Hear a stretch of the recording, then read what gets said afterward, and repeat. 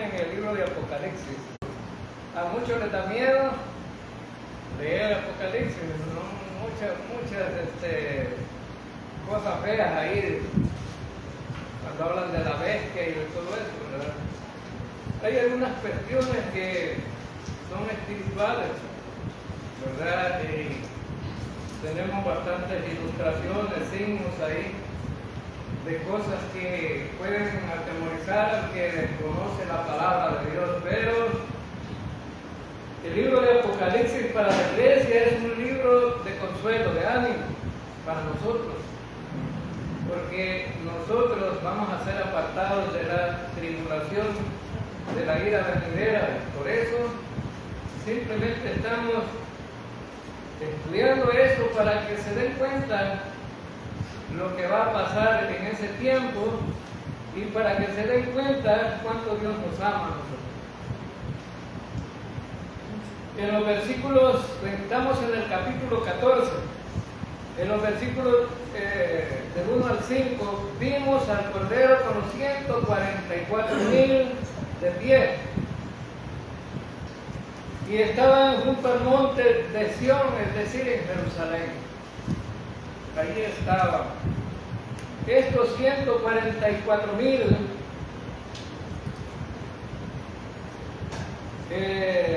pues seguían a Cristo. Tenían también el nombre de Dios y de Cristo en su frente. Era una marca. Y por esa marca ellos no podían morir, no podían ser, eran protegidos, eran guardados. Estos van siguiendo siempre a Cristo. Donde va Cristo, allí también van ellos. Es algo maravilloso, ¿no? Hay algunos que se comen una pupusa en la noche y amanecen diciendo: el Señor me reveló que yo estaba con el Señor y andábamos predicando. Las revelaciones ya no existen, ya se acabaron las revelaciones, ya tenemos todo completo, pues no necesitamos más. Pero qué maravilloso va a ser cuando nosotros vayamos con Cristo donde quiera que Él va. Esa también es un privilegio para la iglesia. Donde va Cristo, ahí estará el creyente. Después del rapto de la iglesia, vamos detrás de Él. Donde quiera que va Cristo, va la iglesia también. Es un privilegio muy grande. Ahora estos 144,000 habían cumplido su labor de predicar el Evangelio en medio de una gran tribulación. Y vemos que han sido redimidos de entre la gente en el mundo durante un conflicto tremendo, donde serán perseguidos, donde la gente pues va a estar en un conflicto muy grande. Hoy vamos a ver del versículo 6 en adelante, y vamos a leer primero los versículos 6 y 7.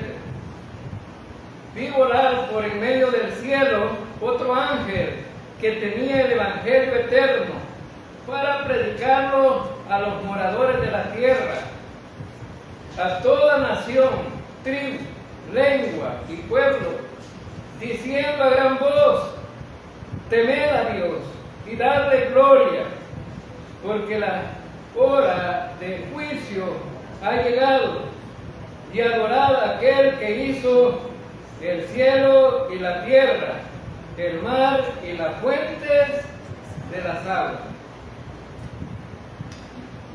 ¿Se fijaron ustedes que cantamos un himno ahí?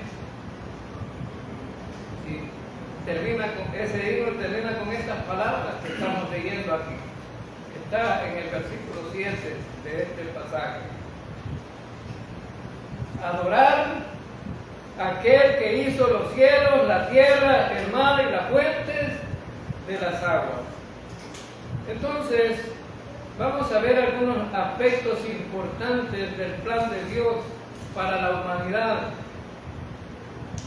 Recuerden que Dios es eterno, omnisciente, omnipresente, lo sabe todo. Él es soberano, conoce todas las cosas. Dios sabía que Adán y Eva iban a pecar, iban a desobedecer. Entonces Dios tiene un plan desde la eternidad. Por ello, por esa razón, Dios tiene un plan desde la eternidad para salvar al pecador. Fíjense que hoy vamos a hablar del Evangelio, porque este versículo 6 dice que hay un Evangelio que es el Evangelio eterno. Pero el plan de Dios tiene que ver con el Evangelio. Es decir, sin Evangelio no hay salvación. La gente se mata queriendo hacer cosas, queriendo llegar a Dios, alcanzar a Dios a través de muchas maneras. La gente dice, voy a ir a la iglesia para salvarme. Nunca se va a salvar. Voy a dar dinero para salvarme. Nunca se va a salvar. Voy a guardar los 10 mandamientos. Nunca se va a salvar. Es más, no son 10 mandamientos, son 613 mandamientos. Y no podemos cumplir 10, mucho menos 613. Voy a hacer buenas obras. La gente tiene tan metido en su cabeza las buenas obras para la salvación, pero nunca se salvará nadie de esa manera. Entonces, esta oportunidad de salvación todavía está en pie. Desde la eternidad Dios planeó cómo nos podía salvar. El apóstol Pedro escribió en el capítulo 1 de su primera carta, versículos 18 al 20, sabiendo que fuiste rescatados de vuestra vana manera de vivir, la cual recibiste de vuestros padres, no con cosas corruptibles como oro o plata, sino con la sangre preciosa de Cristo, como de un cordero sin mancha y sin contaminación, ya destinado desde antes de la fundación del mundo, pero manifestado en los postreros tiempos, por amor de vosotros. ¿De cuándo está el plan de Dios? De salvar al pecador a través del sacrificio de un cordero sin mancha desde la fundación del mundo, pero manifestado en los postreros tiempos por amor a vosotros, es decir, manifestado en estos tiempos por amor al pecador. Es decir, Dios tenía el plan, dice, bueno, Adán y Eva van a desobedecer, el pecado es una división entre Dios y los hombres, el pecado no permite tener una relación entre Dios y los hombres. En el jardín del Edén, Dios tuvo que matar unos animales inocentes para rescatar a Adán y para salvarlo y a Eva. A partir de ahí, Adán empezó a enseñar a su familia que había que presentar sacrificios por el pecado. Y ellos lo presentaban, pero también había desobedientes, como Caín y Abel. Caín desobedeció, pero Abel obedeció. Ahora el pecado se quita a través del sacrificio de un inocente. No se puede quitar de otra manera, porque en el sacrificio hay derramamiento de sangre. Entonces, el plan de Dios para la salvación del pecador es a través del Evangelio. El Evangelio es precisamente la buena nueva o buena noticia de que alguien murió por ti. Ese es el Evangelio. Ahí le llamamos el Evangelio de Mateo, de Lucas, de Juan, de Marcos. Son tratados de Dios, ¿verdad? Pero allí también tenemos malas noticias, no solo buenas noticias. Tenemos malas noticias y el Evangelio es la buena noticia. ¿No es cierto que Marcos habla del infierno? Mateo habla del infierno. Juan habla también de eso, y Lucas. Entonces significa que en la Escritura tenemos buenas y malas noticias. Ahora entonces, la buena noticia es el mensaje de salvación. Y es a través del sacrificio de Cristo. Entonces, inicialmente se proclamó el Evangelio del Reino, cuando después de 400 años estando a oscuras el pueblo de Israel, porque no había comunicación de Dios con el pueblo, no había una relación personal. En esos 400 años hubo muchas cuestiones religiosas, movimientos religiosos, pero cuando Dios que quiere continuar su plan, Él dice, bueno, voy a salvar a la gente a través de establecer el reino. Y Juan venía predicando el Evangelio del reino. Dice en Mateo 3, versículos del 1 y 2. En aquellos días vino Juan el Bautista predicando en el desierto de Judea y diciendo, arrepentidos, porque el reino de los cielos se ha acercado. Entonces Juan venía predicando el Evangelio del reino. A través de este mensaje de Juan era que tenía que arrepentirse la gente. Tenía que arrepentirse. Había que cambiar su forma de pensar en cuanto a Dios y al Mesías. Entonces, el mensaje del reino incluía las buenas obras y una reforma moral. Lucas 3, 10 al 14 dice, y la gente le preguntaba diciendo, entonces, ¿qué haremos? Y respondiendo les dijo, el que tiene 2 túnicas, dé al que no tiene, y el que tiene que comer, haga lo mismo. Vinieron también unos publicanos para ser bautizados, y le dijeron, Maestro, ¿qué haremos? Él les dijo, no exijáis más de lo que está ordenado.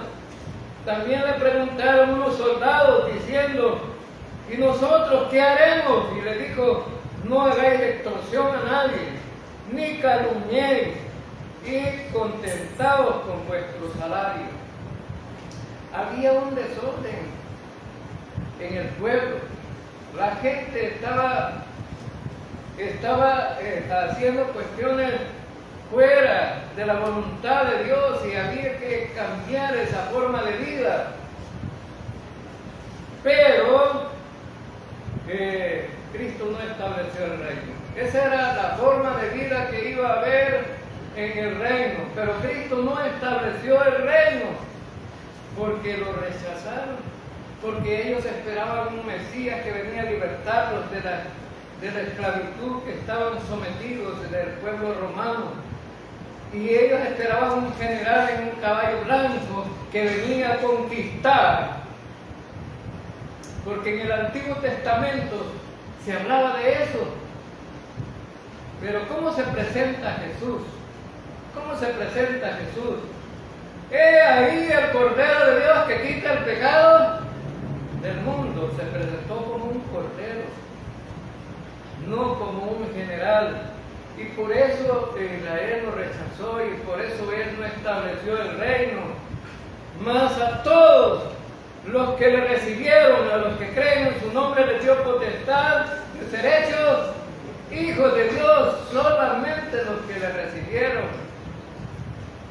no como general, sino como el Mesías que venía a salvarlos,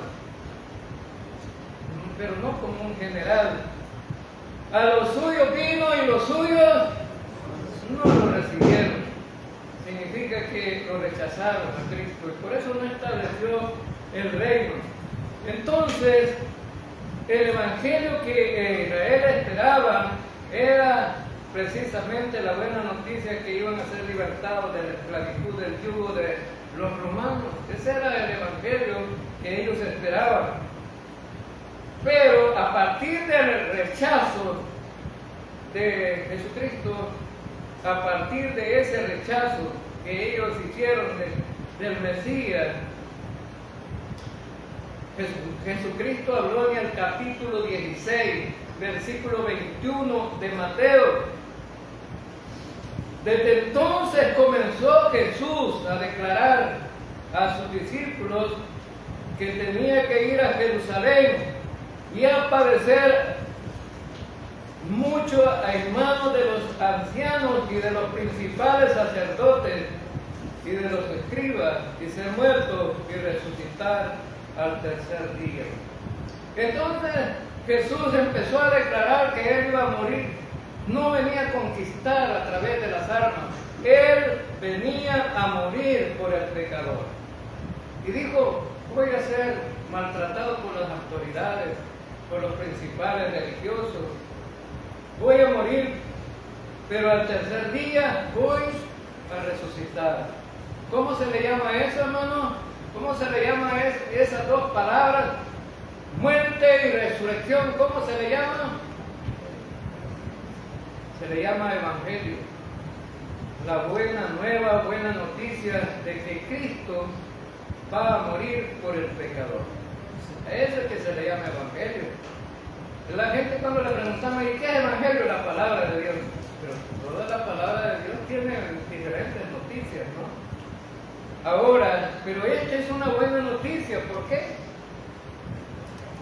Porque ¿quién tenía que morir por el pecado? ¿Usted? Tenía que morir por el pecado. ¿Somos pecadores, hermanos?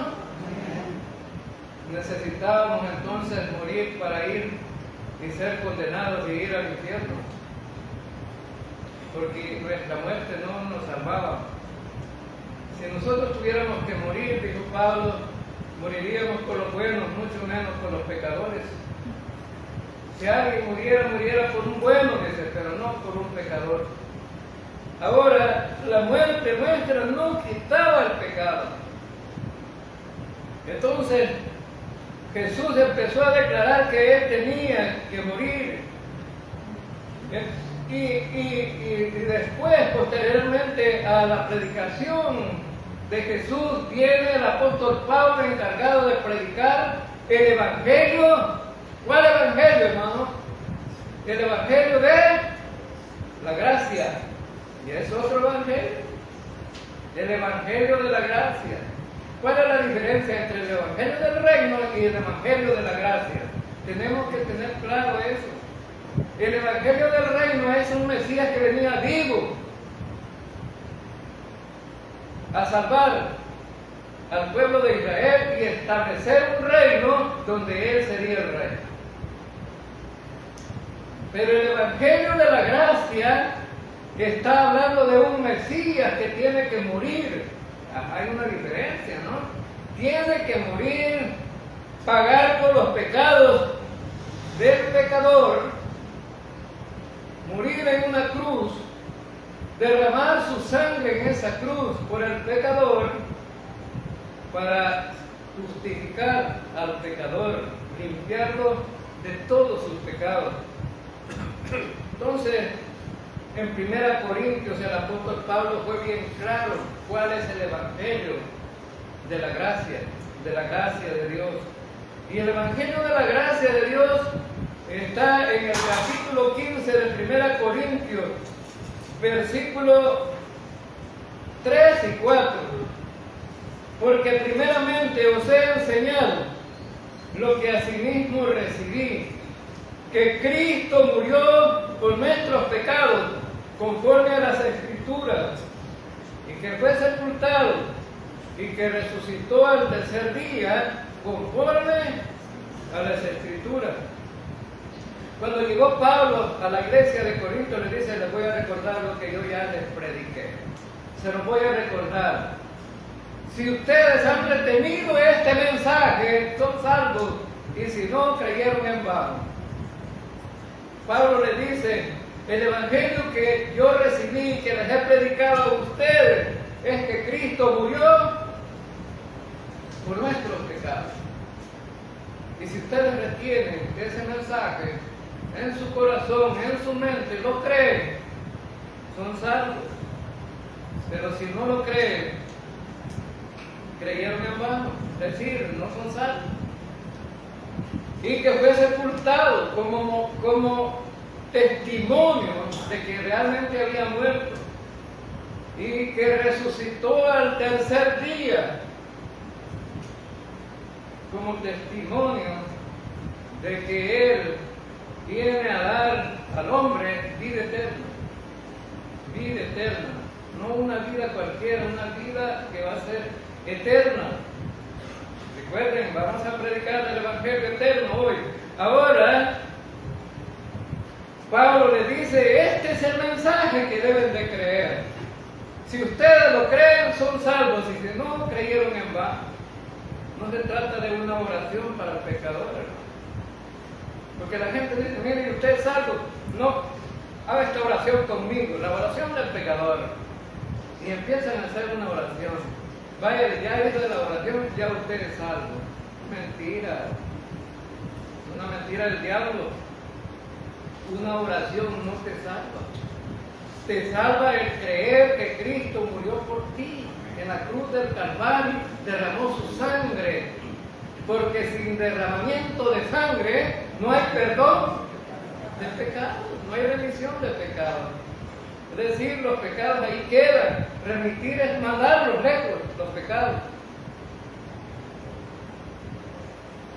Ahora, entonces, vemos que este es el mensaje que Pablo predicaba y enseñaba en todos los lugares donde él iba como misionero. Él predicaba acerca del Evangelio de la Gracia. ¿Y por qué se le llama Evangelio de la Gracia? Porque no te incluye a ti para la salvación, es decir, no tienes que hacer nada. Efesios 2, 8 y 9 dice, porque por gracia soy salvo, por medio de la fe, y esto no de vosotros, pues es don de Dios, es decir, esto no proviene de ustedes, es un regalo de Dios. La salvación es un regalo de Dios. Por eso es por gracia. La palabra gracia significa un don o regalo inmerecido, es decir, que usted y yo no lo merecemos, pero de todas maneras Dios decidió darnos el regalo de la salvación. Han oído predicar a ustedes mucha gente en las grandes cruzadas, en las predicaciones de los cultos evangelísticos, y dicen, tienes que ganarte la salvación. ¿Y de dónde? ¿De dónde? Hasta en el Antiguo Testamento lo tenían claro, que la salvación no se puede ganar ni comprar. En el Salmo 49 dice que la salvación es muy cara y nadie la puede pagar. Nadie la puede pagar. Ahora entonces significa que por eso se le llama el Evangelio de la Gracia, y ese es el Evangelio que predicamos hoy. El pecador no tiene que hacer más que poner su fe en Cristo para salvarse. No tiene que hacer más, solamente la fe en Cristo.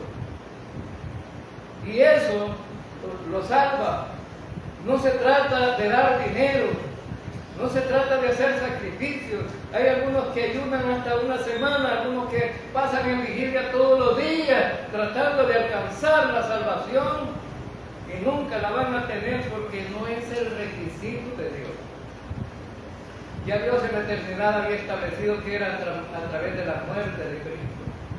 Y dice que nos compró por precio, pero no como oro y plata. Es decir, está descartado lo que nosotros podemos poner para la salvación.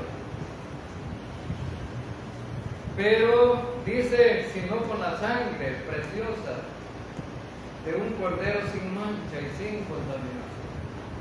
Es decir, es a través de la sangre de Cristo que nos salvamos. Y aquel que crea otra cosa, pues, le animo que cambie su forma de pensar, que se arrepienta de su forma de pensar. Entonces, Cristo vino a morir y a quitar el pecado, de lo cual nosotros éramos culpables y nos salvó por medio de poner nuestra fe en Cristo, en el sacrificio de Cristo.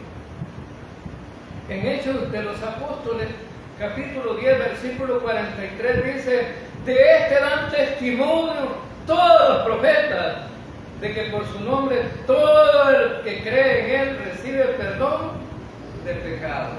Todo el que cree en Cristo recibe perdón de pecados.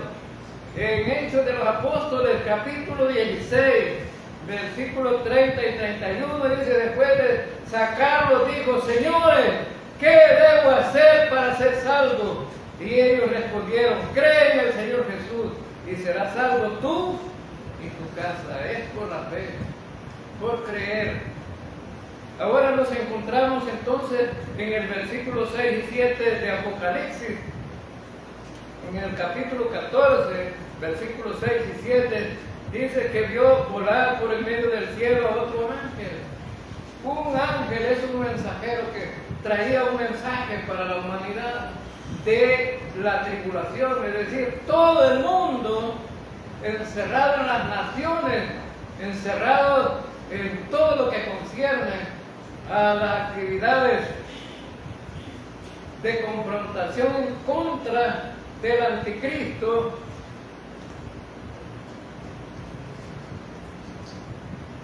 Será sellado con la marca de la bestia. Para ellos ya no hay oportunidad. Pero aquellos que están en contra del anticristo van a recibir un mensaje, es decir, no son creyentes todavía, pero van a recibir un mensaje dándoles oportunidad de salvación. Imagínese usted que Dios tiene establecido que hasta el último momento, antes del juicio final, va a haber oportunidad de salvarse.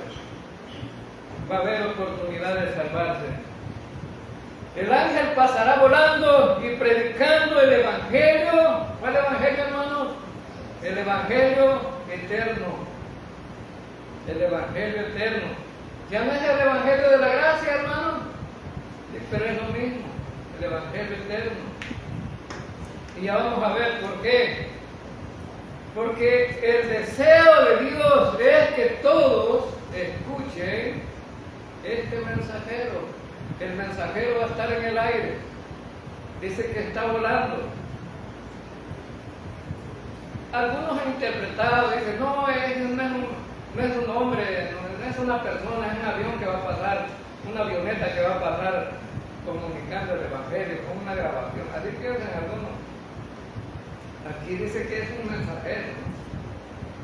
Y si es mensajero, es mensajero. Recuerden que a los mensajeros, en el principio del Apocalipsis que estudiamos, dice que los mensajeros es el ángel que está en las iglesias. Ahora, el mensaje del Evangelio eterno tiene carácter universal y es para todos los moradores de la tierra. Igual que el Evangelio de la gracia es de carácter universal, podemos predicar en todos los países. Nosotros predicamos aquí todos los domingos, enviamos a través del internet las grabaciones y en muchos países están viendo, visualizando esta predicación. Ahora está bien moderno para poder llegar a todas las partes del mundo. Y ahora hay instrumentos, dispositivos electrónicos que pueden transformar el español en inglés en cualquier idioma. Ahora entonces tiene carácter universal porque dice que tenía el Evangelio eterno para predicarlo a los moradores de la tierra y a toda nación, toda tribu, toda lengua, todo pueblo. Entonces es un mensaje para todo el mundo en el tiempo de la tribulación. Va a haber oportunidad de salvación. Pero ¿por qué es mejor salvarse hoy, hermano? Con el Evangelio de la gracia. ¿Por qué es mejor salvarse hoy? Porque los que se salven en la tribulación van a tener el problema de que los van a matar por ser creyentes. Van a ser perseguidos. Y van a morir muchos, van a morir. Pero antes de que venga el juicio, el Señor está dando este mensaje a través de este ángel.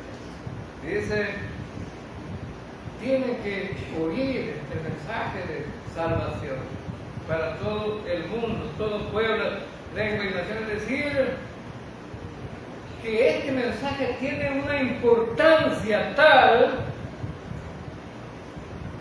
porque es el último llamamiento de gracia que Dios hace al mundo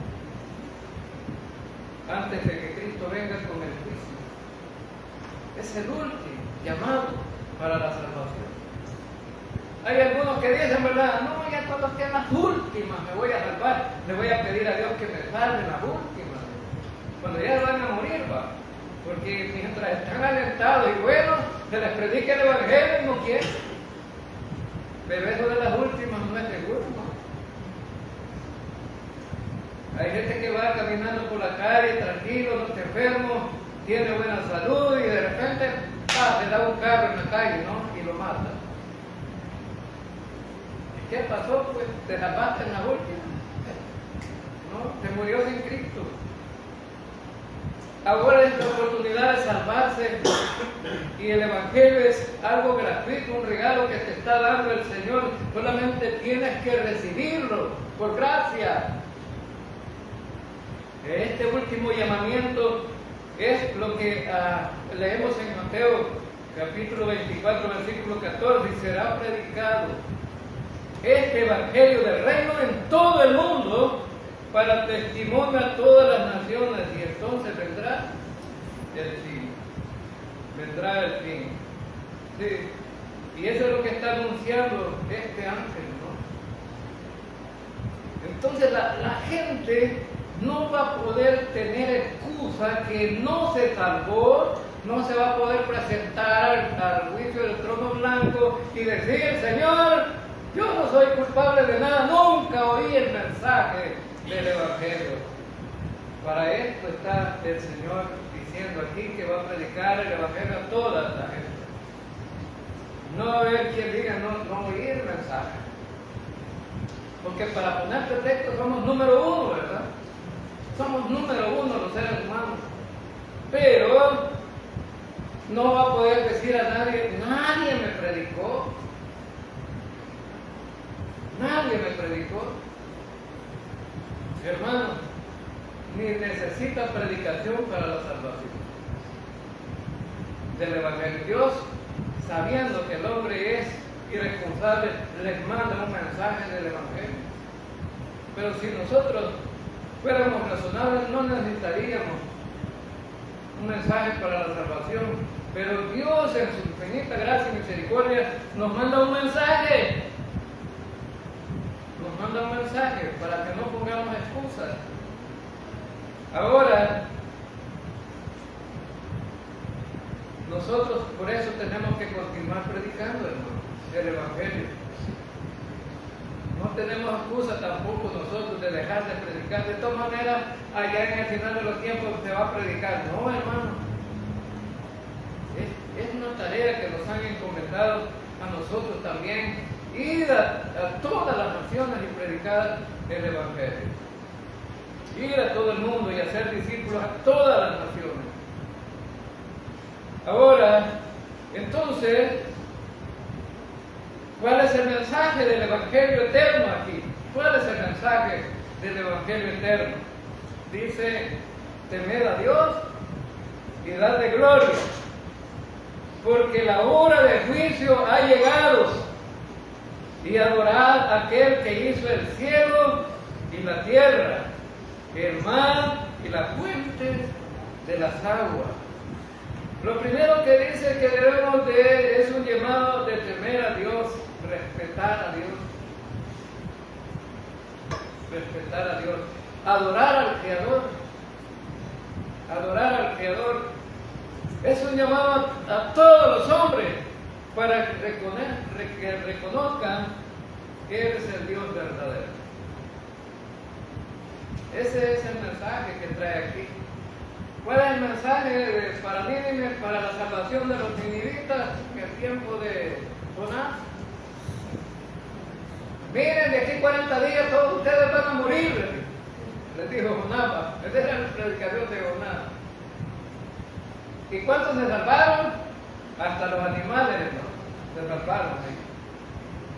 Y hoy les estamos predicando el Evangelio de la Gracia a la gente. ¿Sí? Y quizás mejor se salvarían los animales que la gente. La gente es necia. Quiere seguir en el mundo, en los ritos, en todo. Ahora, entonces Dios hace un llamado para que le reconozcan a Él como el Dios eterno, el Dios verdadero. Ahora, otra pregunta que le podemos hacer al pasaje: ¿por qué se llama eterno? ¿Por qué se llama eterno? Se le llama eterno porque pone el propósito eterno de Dios para la salvación. ¿Para cuántos días dura la salvación, hermano? Para siempre. Y para siempre es eterno. Entonces, por eso se le llama eterno el mensaje de Dios. Es para siempre. El que se salve se va a salvar para siempre. Ahora, la salvación es eterna, no es solamente para unos días, así como la condenación también es eterna. La gente dice, bueno, lo toma broma, vamos a predicar nosotros agua a la mar, y algunos quieren responder, ¿a dónde va a ir usted? Al infierno. Y lo dicen como que van a ir de Cameron, ¿verdad? Como que van a ir a pateando, así lo dicen. Sin ninguna aflicción de nada, ¿verdad? Dice, vamos a ir al infierno. Yo creo que a los peores, dicen otros. Ahora, esa condenación va a ser eterna. No es para unos días también. Entonces, no puede haber desligamiento de la salvación eterna, de la vida eterna y del juicio eterno y el castigo eterno. No puede haber desligamiento. Si te salvas, vas a ir a estar con el Señor para siempre. Si no te salvas, vas a ir al infierno para siempre. Y ya vamos a ver cómo es esto. En Juan 3:17, ¿cuál es la voluntad de Dios? Porque no envió Dios a su Hijo al mundo para condenar al mundo, sino para que el mundo sea salvo. Entonces el deseo de Dios es que la gente le salve, que no se condene. Pero la gente recibe el mensaje y la gente dice, no, todavía no. Pero ¿qué va a pasar con el que rechaza el mensaje? Juan 3:36, el que cree en el Hijo tiene vida eterna, pero el que rehúsa creer en el Hijo no verá la vida, sino que la ira de Dios está sobre él. Ahora, el que rehúsa, hermanos, es aquel que ya ha oído el mensaje vez tras vez y sabe cómo salvarse, pero que no quiere, que está de necio. ¿Sí? Hay gente que dice, no está bonito el mensaje que usted está presentando, pero no.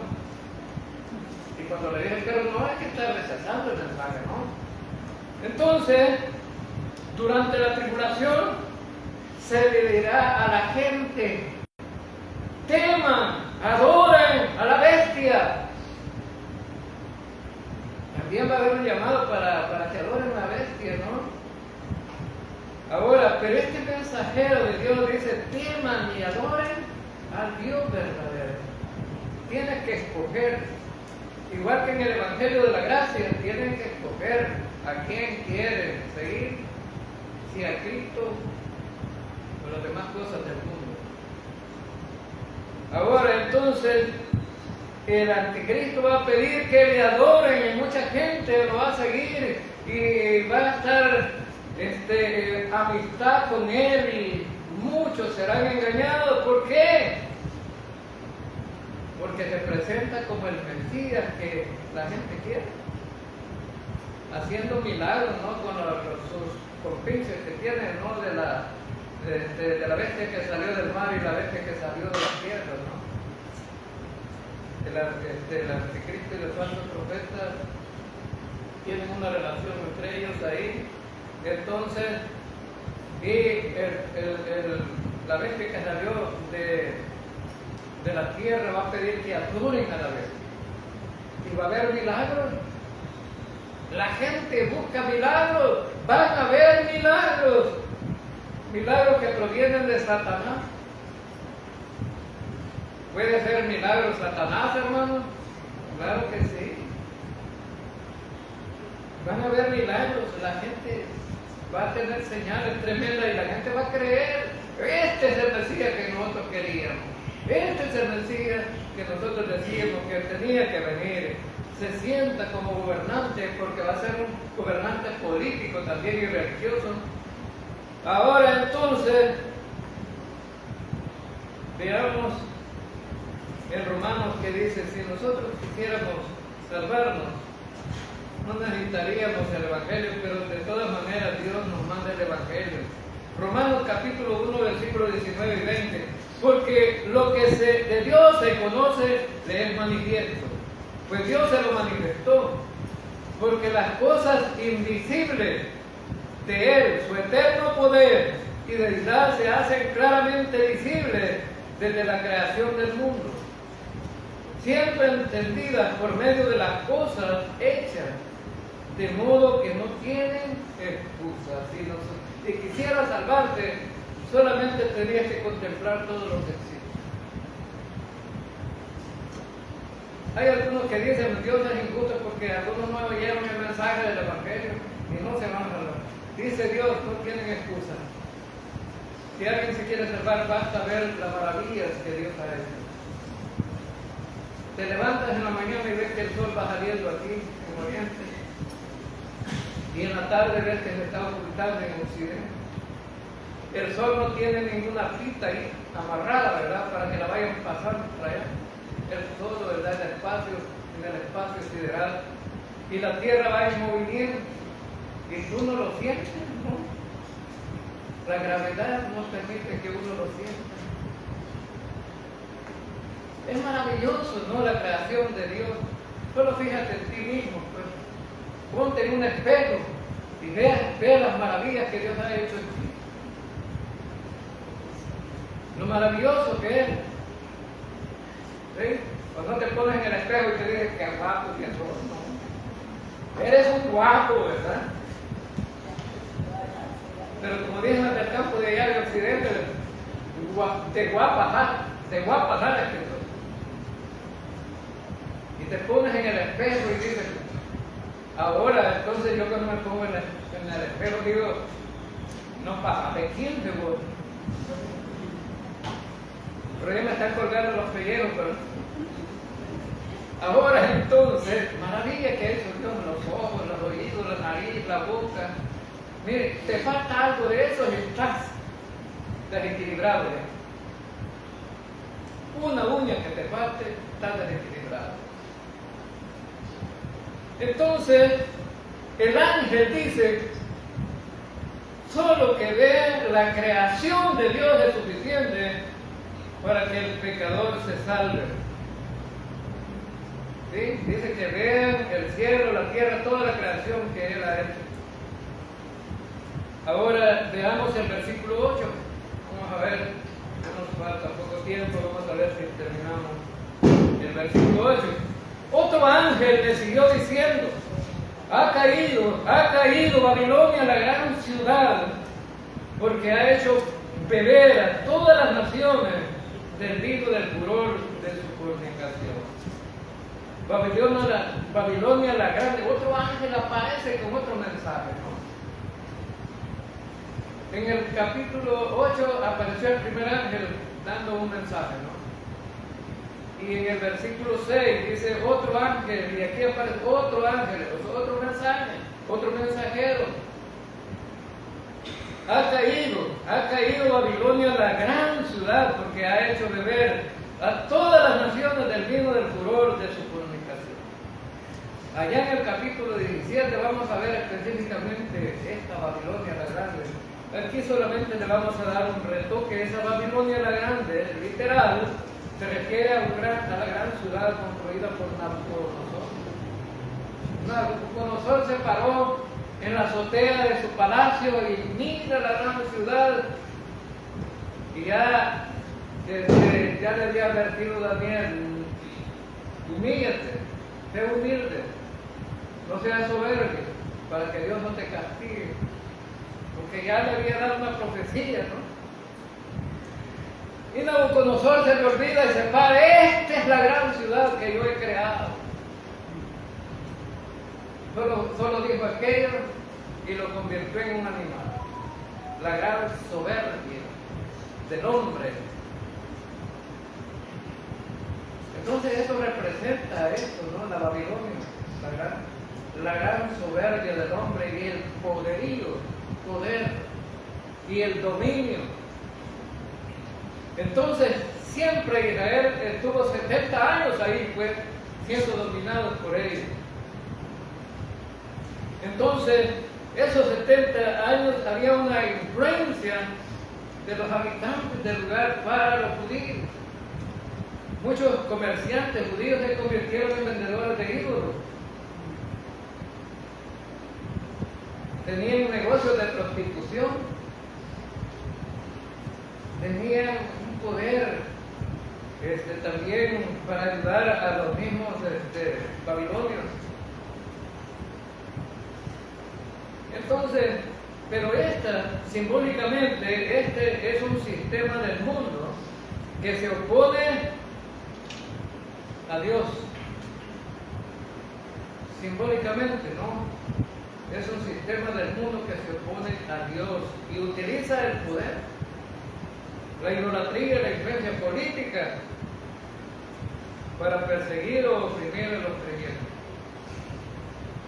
Y Dios va a castigarlos por eso. Los va a castigar. Entonces, como creyente en Cristo es importante recordar, hermanos, que el sistema del mundo te oprime, te somete, ¿sí? Te arrastra a la idolatría, a la inmoralidad, te arrastra a todo lo que Dios aborrece, ¿sí? Todos nosotros somos copiadores, ¿no? de todo. ¿Sí? De todo. Allá apareció en Estados Unidos un casamiento de que le pegaban billetes a la novia aquí por todas las, y se echaban una piedra así. Ya estaba en El Salvador. Luego, ¿no? Llegó a El Salvador. Y lo peor es que no solamente se queda con la gente del mundo, sino que los creyentes quieren andar de paz. Lo mismo. Entonces eso es lo que aborrece a Dios, ¿no? Que seamos copiados del mundo. ¿Sí? Entonces, eso no es compatible con el plan de Dios para nuestra vida. Y aquí vemos el anuncio de la caída de Él. Entonces, es importante, ¿no?, para la historia de la redención, porque todo aquello que nos oprime como pecado, ¿no?, y que aborrece a Dios, va a desaparecer. Va a desaparecer. Entonces esto se cumplirá en la segunda venida de Cristo, cuando juzgue a las naciones y establezca su reino aquí en la tierra. Esto va a ocurrir en ese tiempo. Veamos versículos 9 al 13 y con esto vamos a terminar. Y el tercer ángel lo siguió diciendo a gran voz: si alguno adora a la bestia y a su imagen y recibe la marca en su frente o en su mano, él también beberá del vino de la ira de Dios, que ha sido vaciado puro en el cáliz de su ira, y será atormentado con fuego y azufre delante de los santos ángeles y del Cordero, y el humo de su tormento sube por los siglos de los siglos, y no tienen reposo día ni de noche los que adoran a la bestia y a su imagen, ni nadie que reciba la marca de su nombre. Aquí está la paciencia de los santos, los que guardan los mandamientos de Dios y la fe en Jesús. Oí una voz que desde el cielo me decía: escribe, bienaventurados los que aquí en adelante los muertos que mueren en el Señor. Sí, dice el Espíritu, descansarán de sus trabajos, porque sus obras con ellos siguen. Los adoradores de la bestia recibirán una marca en su frente y en su mano. Va a haber una marca para ellos. Y será fácil castigarlos, ¿no? Porque no se la marca la van a tener ahí, porque la van a necesitar y la van a ocupar, hasta para comprar, para vender, para comerciar, para todo, ¿no? Pero estos tendrán, esto que van a tener esta marca tendrá grandes consecuencias para ellos. Si quieres ponerte al lado de la bestia, vas a tener beneficios y consecuencias. Si te quieres poner al lado de Dios, del Cordero, vas a tener beneficios y consecuencias. Los beneficios y consecuencias de Cristo es que vas a tener vida eterna, pero en la tribulación te perseguirán. Son las consecuencias, ¿no? Los beneficios del anticristo es que van a estar protegidos por el sistema, pero Dios nos va a castigar. Ahí están las consecuencias, ¿no? Serán atormentados en el lago de fuego y azufre. Ahora, esas son consecuencias, ¿no? Serán atormentados en el lago de fuego y azufre. Esto demuestra que el castigo en el infierno es verdadero. Y es un tormento real, doloroso y repulsivo. No crean, hermanos, como lo dicen los adventistas del séptimo día. No, si el infierno es como prender el fuego. Más hoy que casi no traen esperma, es paga rápido. Con un palito nada más ya paga rápido. No, hermano. Ya leímos ahí en el pasaje que acabamos de leer. Dice que serán atormentados día y noche por los hijos de los siglos. Ahora, veamos ahí en el capítulo 20, versículo 10, dice: y el diablo que los engañaba fue lanzado en el lago de fuego y azufre, donde estaba la bestia y el falso profeta, y serán atormentados día y noche por los siglos de los siglos. ¿Serán atormentados cuánto tiempo, hermano? Para siempre. Para siempre serán atormentados. Pero allí dice que es la bestia y el falso profeta. Lea el versículo 15. El versículo 15 del capítulo 20. Y el que no se halló inscrito en el libro de la vida fue lanzado al lago de fuego. Y ese que no se haya inscrito en el libro de la vida, ¿quién es, hermano? El que no es salvo, el que no es creyente. Entonces los sufrimientos que estos recibirán estarán en expectación los ángeles y Cristo. Algunos dicen: ¿cómo es posible que Cristo vaya al infierno? Él puede ir a observar. Mire lo que dice ahí el versículo 10 del capítulo 14. Y será atormentado con fuego y azufre delante de los santos ángeles y del Cordero. ¿Quién está viendo que están siendo atormentados? Están los ángeles y está el Cordero. ¿Y quién es el Cordero? Es Cristo, que está viendo, ¿no? Y va a ser más doloroso. ¿Por qué no te hicimos caso, Cristo, verdad? Te desechamos, te rechazamos, no quisimos nada contigo. Y vimos aquellos que creyeron en ti, están gozando, disfrutando de las bendiciones eternas. Igual que allá en el capítulo 16 de Lucas, ¿no? Cuando el rico dice: estoy haciendo atormentado en esta llama, mójenme la lengua. Y entonces Lázaro allá con Abraham tranquilo, ¿no? Entonces, este sufrimiento será eterno. Versículo 11, y el humo de su tormento sube por los siglos de los siglos, y no tienen reposo de día ni de noche los que adoran a la bestia. ¿Será duro el tormento, hermano? Bien, no hay descanso. No hay descanso. Muy breve eso, dicen algunos, no. Es la justicia de Dios. Dios les ha dado oportunidad desde el principio hasta el final, aún predicando el Evangelio para que salgan y no quisieron. Entonces,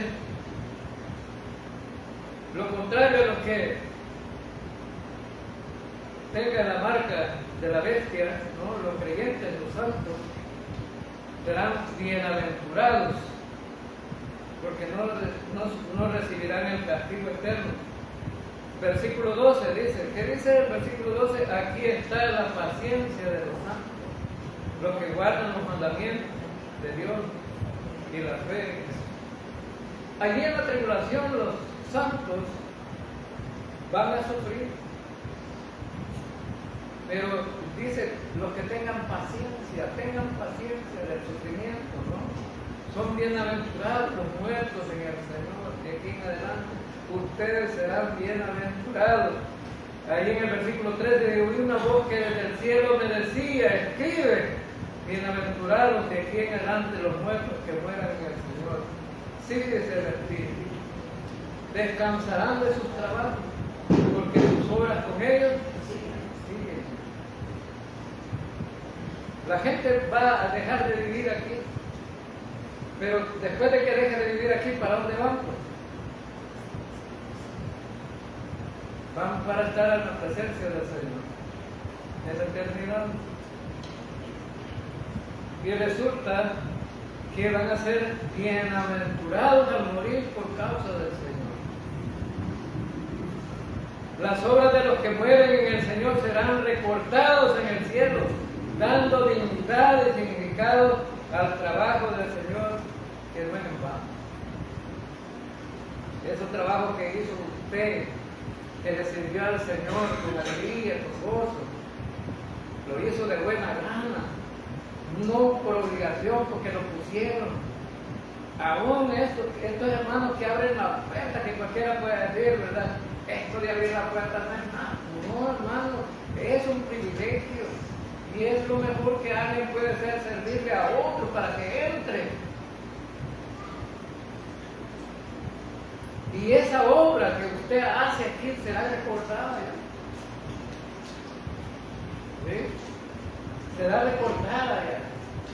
Es decir, todo lo que usted hizo para que servirle al Señor aquí será recordado ya. No será olvidado. Y en el tribunal de Cristo será gratificado, será recompensado. Y para terminar, leamos 1 Corintios 15, versículo 58. Así que, hermanos míos, amados, estad firmes y constantes, creciendo en la obra del Señor siempre, sabiendo que vuestro trabajo en el Señor no es en vano. No es en vano. Es decir, todo lo que usted hace no es en vano. Por eso, hermanos, hemos visto un pasaje donde es una triste realidad para los que no son creyentes, para los que rechacen el Cordero allá en la tribulación. Van a ser duramente castigados. Dios es bueno, hermanos, porque aún en la dificultad que tienen, les presenta el Evangelio y se lo presenta a todo el mundo. Y nadie va a poder decir, miren, a mí nadie me dijo nada. Y luego él dice, bueno, no quisieron recibir el Evangelio, ahora viene la ira de Dios sobre ellos. Es decir, van a ser castigados por la misma culpa de ellos. Y todo lo que espera el Señor ahí en la tribulación es paciencia, de sufrir con paciencia. Nosotros aquí, hermanos, a lo mejor sufrimos por algunas cosas que tenemos en la vida, algunos problemas familiares, a lo mejor otros problemas de salud, problemas económicos, problemas de trabajo, relaciones interpersonales con el empleado, patrón o cualquier cosa que le esté sucediendo. Pero por el Señor no tenemos mucho, ¿no? Allá en el barrio donde vivimos, ¿nos quieren o no nos quieren, hermano? No como al otro lado, ¿no? Al otro lado, ¿no? Hay un creyente ahí, no, ese no. No lo tomemos en cuenta ese. Pero el Señor dice, no, bienaventurados serán aquellos que sufren por la causa del Señor. Y su obra en el Señor no es en vano. Amén, hermanos. Amén. Señor Dios Todopoderoso, Rey de Reyes y Señor de Señores. Pedimos una bendición especial para la congregación.